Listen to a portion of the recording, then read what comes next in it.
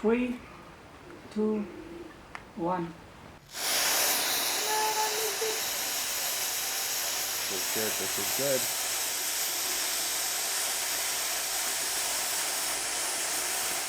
What you just saw there was ASTRA's first successful attempt at making an igniter. This is basically the mechanism that we're going to use in order to start our rocket, Transcendence.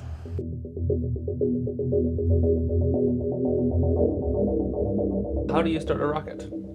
This question seems like it should be really easy to answer, but actually it's a bit more complicated than you might expect. It turns out that there can be some pretty complicated procedures that go into actually starting that fire underneath the engine.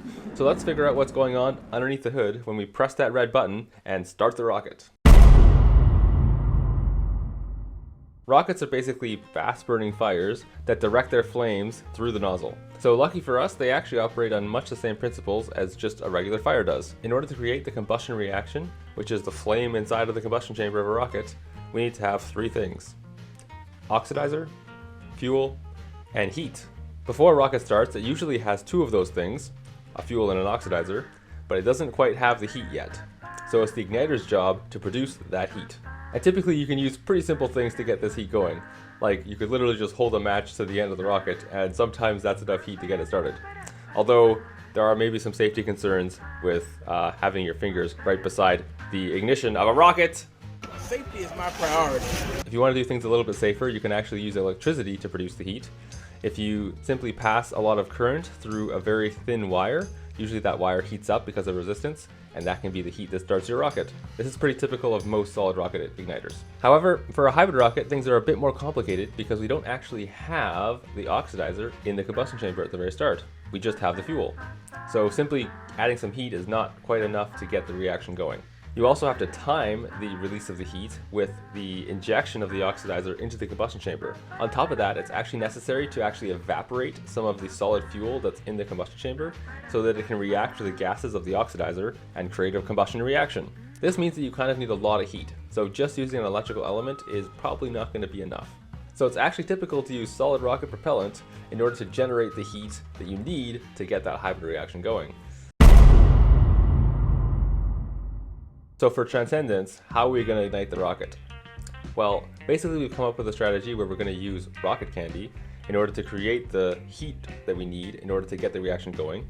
And we're going to time the ignition of the rocket candy with the flow of oxidizer into the combustion chamber. Rocket candy is just a blend of potassium nitrate and sugar, which are things that you can probably find at either your grocery store or a hardware store.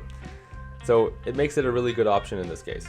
The way we're going to ignite the rocket candy is just the electrical method, where we're going to pass a bunch of current through a very thin wire and generate some heat, and that should be enough to get the rocket candy burning, at least in theory. Sometimes foreshadowing is relatively obvious. The thin wire that we chose to make that heat is called nichrome wire, and it's really good because it has lots of resistivity to electricity, which means that it gets really hot when you pass current through it. So we really recommend using this if you're looking to ignite a solid rocket yourself. For our first try of cooking, we may have made a couple of mistakes. We basically missed about 2/3 potassium nitrate and 1/3 sugar, and we definitely overcooked it. You're burning the chow. It turns out that putting it on medium to high heat is not actually the best way to go about it, and we actually ended up with this kind of black substance in the end that wasn't really the way that it was described in the forums that we were reading. But regardless of the color that we saw in this particular trial, we still decided to go ahead with trying to at least see if it burned. And even though the color was super black, we were still able to get this thing going.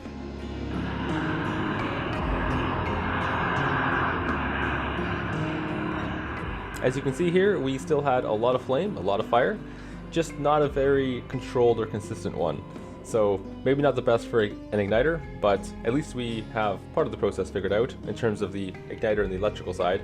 We just need to clean up the whole cooking formula in order to make this work a little bit better. So we decided to go at it again and try to make some more rocket candy. This time we were a little more cautious with the heating, and we decided to keep it at low heat the whole time, just so that we could make sure we don't overcook it or burn it. But it turns out low heat is actually not the way to go either, because in this situation we actually cooked it for a really long time because it wasn't really congealing the way we were expecting. It stayed on the heat for probably around 30 minutes. Turns out that might be a bit too long. Once we were basically finished, it was kind of crumbly, and not really sticking together. And when we tried to ignite it, well, nothing happened. And it's not a very good igniter if it doesn't even ignite. So, yeah. So I think the reason this might have happened is because of the long time that we spent cooking this formulation. We basically may have actually decomposed a lot of the sugar that was inside of the mixture. And so there may have been a lot less sugar in the end than we were expecting. This ain't chemistry.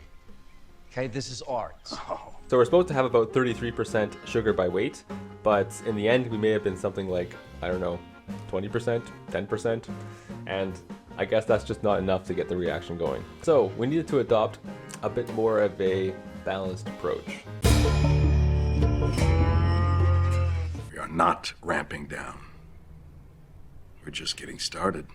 A couple of weeks later, we came back again to try out the more balanced approach to this. This time decided to mix a little bit more sugar into the mix formulation, just so that we, even if we lost some due to decomposition, we would end up somewhere near the 2/3 potassium nitrate, 1/3 sugar. We decided to go 60-40 this time. We also decided that we're going to cook on medium heat and be consistent with that.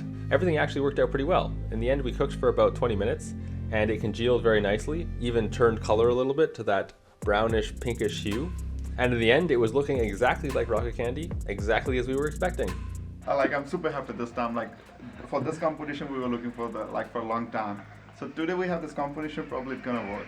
Thumbs up. See the positive. Finger crossed, yeah. So that solves question one. This is the correct way to make the rocket candy. Now it's just a matter of what is the performance of the rocket candy actually going to be. We split the entire batch, which was about 100 grams of rocket candy, into 5 pieces, all about 20 grams each. And basically we devised a method in which we would ignite the rocket candies in these long strips and then evaluate how fast it was burning to determine the regression rate. And then we could also take all that information at the end and kind of average it out and see what the average burn rate was for rocket candy and determine later on how we want to actually design the igniter so that we get the right energy to the combustion chamber to ignite our rocket.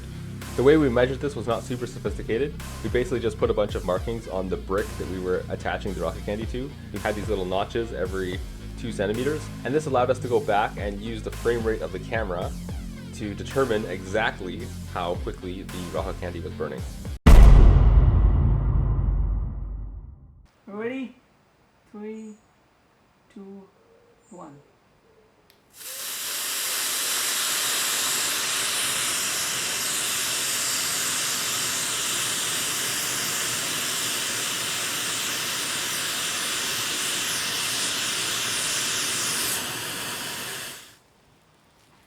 Well, if that doesn't light a Almost 16 rocket, seconds burn. I don't know what will. 3, 2, 1.